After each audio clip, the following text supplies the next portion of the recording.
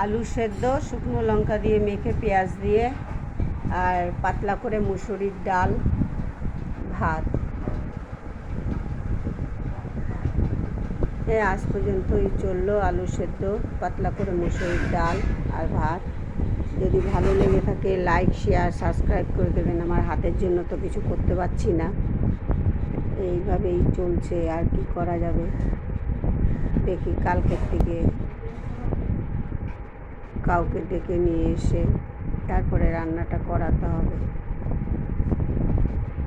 আপনারা একটু পাশে থাকুন, লাইক শেয়ার কমেন্ট করে দিন। আর রান্নাঘরে রুমা।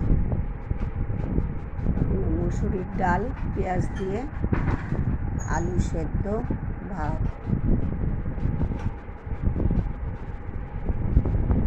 কদিন আগে হাজব্যান্ড গত হলো, 1 মাস পরে আমার হাত গেল।